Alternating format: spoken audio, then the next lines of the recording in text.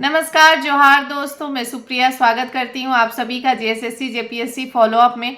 आज हम लोग करंट अफेयर्स वाले सेशन में देखेंगे 1 फरवरी से लेकर 7 फरवरी तक के सभी इम्पॉर्टेंट करंट अफेयर्स जो आपके अपकमिंग एग्जाम्स के लिए ज़रूरी है। जैसे किसी भी स्टेट का अगर आप एग्ज़ाम लिखते हैं तो उसमें तो करंट अफेयर्स पूछा ही जाता है। इसके अलावा बैंकिंग, एसएससी, रेलवे सभी इम्पॉर्टेंट एग्जाम्स में आपका करंट अफेयर्स का रोल होता है। तो करंट अफेयर्स आप लोग साथ में अपनी तैयारी में एवरीडे ज़रूर करते चलिए, नहीं तो वीकली तो आप लोग ज़रूर कीजिए एक बार करंट अफेयर्स। तो इससे आपका करंट अफेयर्स कंप्लीट होते चलेगा आपके प्रिपरेशन के साथ साथ।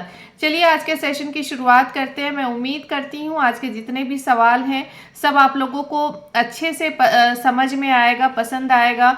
और सेशन में एंड तक आप लोग बने रहिए ताकि जो भी एक वीक का करंट अफेयर्स है वो अच्छे से क्लियर हो जाए आपका। पहला सवाल है 4 फरवरी 2025 को महाकुंभ में किस देश के राजा ने स्नान किया। महाकुंभ में जैसा कि आप सभी जानते हैं कई देशों से लोग आए स्नान करने के लिए। इसमें से भूटान के राजा आए थे महाकुंभ में स्नान करने के लिए। भूटान के राजा जिनका नाम है जिग्मे खेसर नामग्ये वांगचुक, इन्होंने 4 फरवरी को महाकुंभ में स्नान किया। अगला सवाल देखते हैं। अगला सवाल है हाल ही में 10 से 12 फरवरी 2025 को प्रधानमंत्री नरेंद्र मोदी ने पेरिस में किस शिखर सम्मेलन की सह अध्यक्षता की। इन्होंने artificial intelligence AI action summit की अध्यक्षता की, सह अध्यक्षता की। और इसकी जो मेजबानी है एआई एक्शन समिट की मेजबानी फ्रांस ने की। अगला सवाल देखते हैं। अगला सवाल है किस संस्थान के शोधकर्ताओं ने बेहतर हाइड्रोजन उत्पादन के लिए नया उत्प्रेरक विकसित किया। नया उत्प्रेरक विकसित किया है centre for nano and soft matter sciences CNS Bengaluru ने। और इस उत्प्रेरक में प्लेटिनम, प्लेडियम, कोबाल्ट, निकल और मैग्नीज धातुओं का प्रयोग किया गया है। यह हाइड्रोजन उत्पादन के लिए एक नया उत्प्रेरक है जिसको कि विकसित किया गया है centre for nano and soft matter sciences CNS Bengaluru के द्वारा। इसे ध्यान अगला सवाल देखते हैं। अगला सवाल है रूसी संसदीय प्रतिनिधि मंडल का किसने गर्मजोशी से स्वागत किया। गर्मजोशी से स्वागत रूसी संसदीय प्रतिनिधि मंडल का लोकसभा स्पीकर ओम बिरला ने किया। और रूसी संसदीय प्रतिनिधि मंडल का नेतृत्व ड्यूमा अध्यक्ष व्याचेस्लाव वोलोडिन ने किया। ये ड्यूमा के अध्यक्ष हैं। अगला सवाल है हाल ही में 4 फरवरी 2025 को बेल्जियम के नए प्रधानमंत्री के रूप में किसने शपथ ग्रहण की। 4 फरवरी 2025 को बेल्जियम के नए प्रधानमंत्री के रूप में वार्ड डी वेवर ने शपथ ग्रहण की। ये ध्यान रखिएगा कई बार पड़ोसी देशों के, अलग अलग देशों के प्रधानमंत्री कई बार पूछ देता है, राष्ट्रपति भी पूछता है, तो इम्पोर्टेंट है, ध्यान रखिएगा। अगला सवाल देखते हैं। अगला सवाल है भारत की पहली फेरेट अनुसंधान सुविधा कहाँ स्थापित की गई। NCR biotech science cluster Faridabad Haryana में भारत की पहली फेरेट अनुसंधान सुविधा स्थापित की गई। और फेरेट अनुसंधान सुविधा का मुख्य उद्देश्य वैक्सीन विकास, चिकित्सकीय परीक्षण और उभरते संक्रामक रोगों पर अनुसंधान है, यानी रोक है। अगला सवाल है हाल ही में कहाँ के 4 रेलवे स्टेशनों को अमृत रेलवे स्टेशन के रूप में विकसित किया जाएगा। हिमाचल प्रदेश के 4 रेलवे स्टेशनों को अमृत रेलवे स्टेशन के रूप में विकसित किया जाएगा। इसके अलावा देश में और भी कई रेलवे स्टेशन हैं ऐसे जिसे अमृत रेलवे स्टेशन के रूप में विकसित किया जा चुका है और कई को विकसित किया जा रहा है। अगला सवाल है हाल ही में हिमाचल प्रदेश सरकार ने भांग की नियंत्रित खेती के लिए कितने विश्वविद्यालयों को पायलट अध्ययन की अनुमति दी है। भांग की नियंत्रित खेती के लिए हिमाचल प्रदेश सरकार ने 2 विश्वविद्यालयों को पायलट अध्ययन की अनुमति दी है। दरअसल ये जो भांग की नियंत्रित खेती को जो पायलट अध्ययन की मंजूरी दी है इसके पीछे का मुख्य उद्देश्य जो है औद्योगिक और औषधीय उपयोग के लिए, क्योंकि भांग से कई प्रकार के औषधीय उपयोग में इस्तेमाल किया जा रहा है। और इसके अलावा उत्तर प्रदेश, उत्तराखंड, मध्य प्रदेश, जम्मू और कश्मीर एवं मणिपुर राज्यों ने औद्योगिक और औषधीय उपयोग के लिए भांग की नियंत्रित खेती को मंजूरी दे दी है। इसके साथ ही हिमाचल प्रदेश सरकार ने भी इसे अनुमति दे दी है। अगला सवाल है, न्यूजीलैंड की किस पर्वत को कानूनी व्यक्ति का दर्जा दिया गया है? ऐसा पहली बार हुआ है कि एक पर्वत को भी कानूनी दर्जा दिया गया है। न्यूजीलैंड के तारानाकी मोंगा पर्वत है जिनको कानूनी व्यक्ति का दर्जा दिया गया है। इस पर्वत का प्रबंधन संयुक्त रूप से स्थानीय माओरी जनजाति और सरकारी प्रतिनिधि के द्वारा किया जाएगा। नेक्स्ट है, हाल ही में एलन मस्क के स्वामित्व वाली एक्स कौन सा नया फाइनेंस फीचर लॉन्च कर रही है? X money digital wallet launch कर रही है। एलन मस्क की स्वामित्व वाली कंपनी जो एक्स है, ये एक्स मनी वीज़ा के सहयोग से संचालित होगा। अगला सवाल है, हाल ही में बजट 2025 के अनुसार किसान क्रेडिट कार्ड की सीमा 3 लाख से बढ़ाकर कितने तक कर दी गई है? पहले जो था किसान क्रेडिट कार्ड में जो किसानों को लोन दिया जाता था ज़रूरतों के लिए, किसानी ज़रूरतों के लिए, वो उसकी लिमिट 3 लाख रुपए तक की थी। लेकिन जो बजट 2025 पेश किया गया, इसके बाद ये 5 लाख कर दिया गया है कि 3 लाख को बढ़ा करके 5 लाख तक आप लोन ले सकते हैं। इसके तहत किसान एक ही जगह से कई तरह की कृषि ज़रूरतों के लिए लोन ले सकते हैं। ये किसानों के लिए उठाया गया एक महत्वपूर्ण कदम है। अगला सवाल देखते हैं। अगला सवाल है, विश्व कैंसर दिवस 2025-27 की थीम क्या है? अभी हाल ही में विश्व कैंसर दिवस मनाया गया 4 फरवरी को और इसका थीम था यूनाइटेड बाय यूनिक।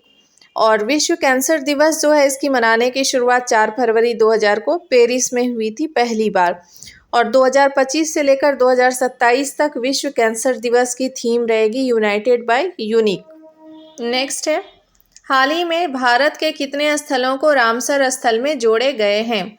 रामसर स्थल में भारत के 4 स्थलों को जोड़ा गया है, जिसमें कि तमिलनाडु के 2 हैं, एक सिक्किम, एक झारखंड। तमिलनाडु के हैं सक्कारा कोट्टई पक्षी अभ्यारण्य और तीर्थगल पक्षी अभ्यारण्य, ये दोनों तमिलनाडु के हैं।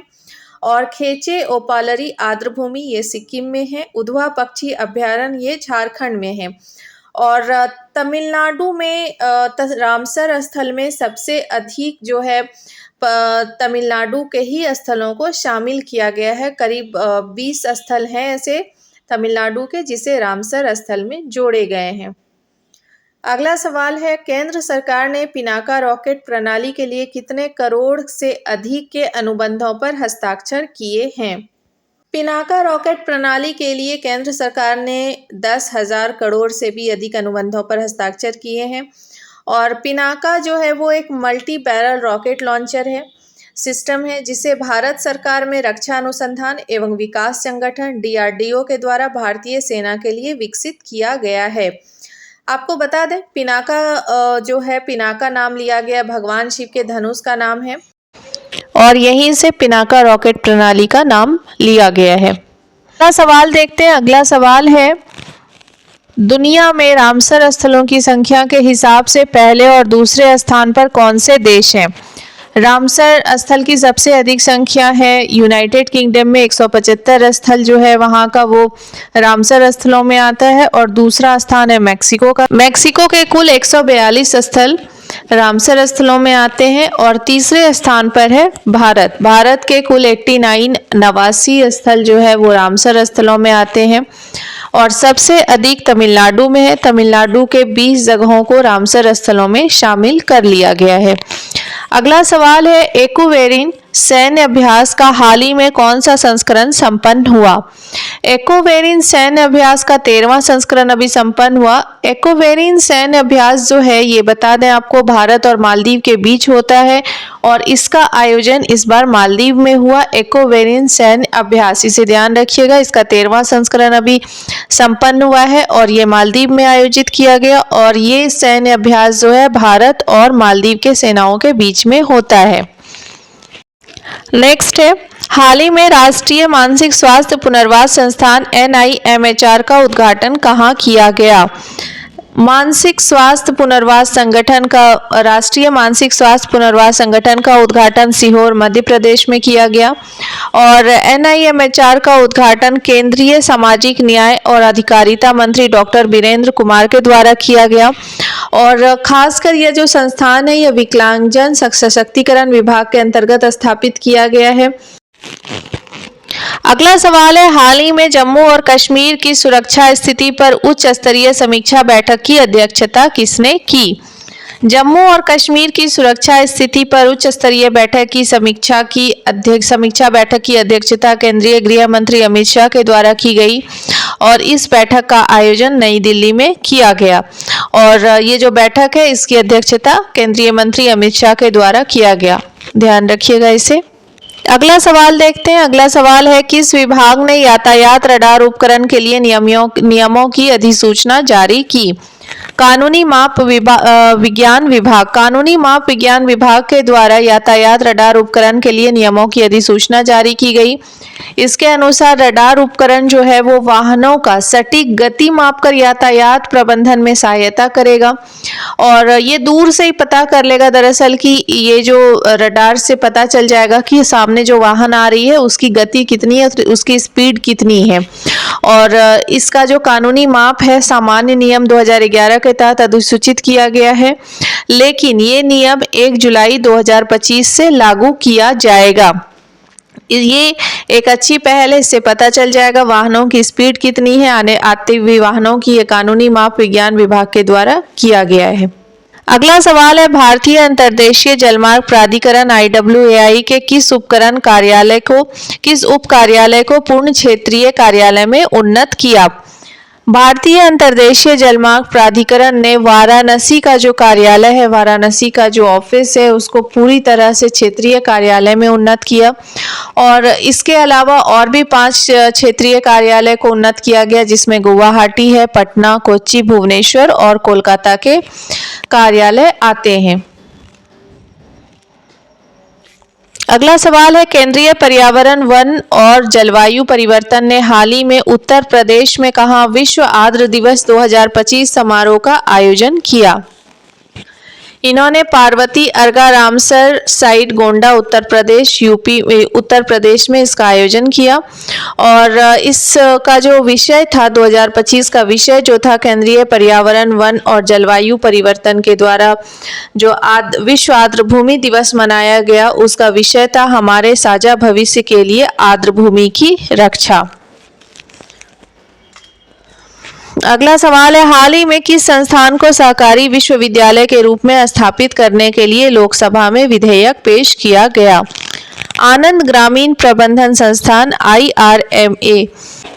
इस संस्थान को सहकारी विश्वविद्यालय के रूप में स्थापित किया जाएगा। इसके लिए लोकसभा में विधेयक पेश किया गया है और नए विश्वविद्यालय का नाम होगा त्रिभुवन सहकारी विश्वविद्यालय और इसका नामकरण त्रिभुवन दास पटेल जो गुजरात के रहने वाले हैं सहकारी नेता के नाम पर रखा गया है।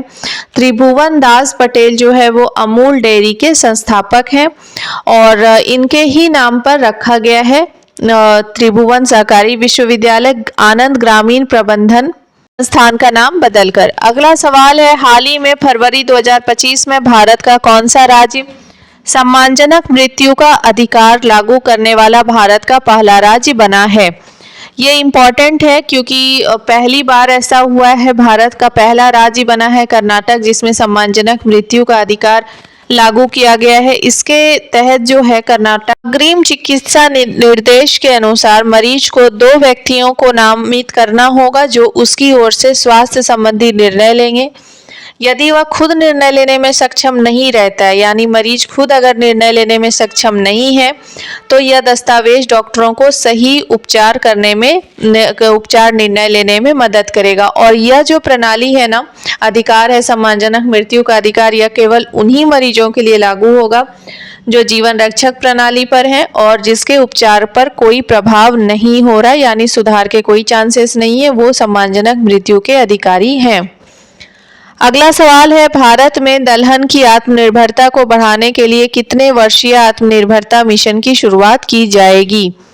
भारत में दलहन निर्भरता को बढ़ावा देने के लिए अभी हाल ही में जो बजट पेश हुआ उसमें आत्मनिर्भरता मिशन की जो शुरुआत की जाएगी ये 6 वर्षों के लिए की जाएगी और इसके लिए बजट आवंटन 1000 करोड़ रुपए का हुआ है और इसका मुख्य उद्देश्य उत्पादन को बढ़ावा देना, और दालों में आत्मनिर्भरता प्राप्त करने में सहायता करना, जिसमें तूर, अरहर, पिजन, उड़द, काला चना और मसूर दाल यानी लाल मसूर पर विशेष ध्यान दिया जाएगा।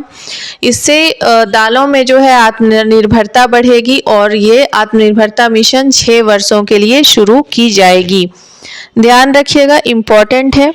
अगला सवाल है और आज के सेशन का आखिरी सवाल, हाल ही में 1 फरवरी 2025 को किसे मुंबई में बीसीसीआई के लाइफ टाइम अचीवमेंट पुरस्कार से सम्मानित किया गया है?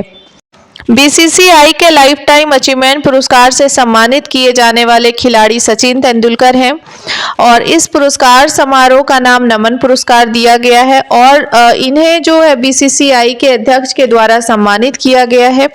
बीसीसीआई के वार्षिक समारोह नमन का 2025 संस्करण 1 फरवरी को आयोजित किया गया और इसमें अलग अलग और भी कई विभिन्न श्रेणियों में 27 पुरस्कार वितरित किए गए।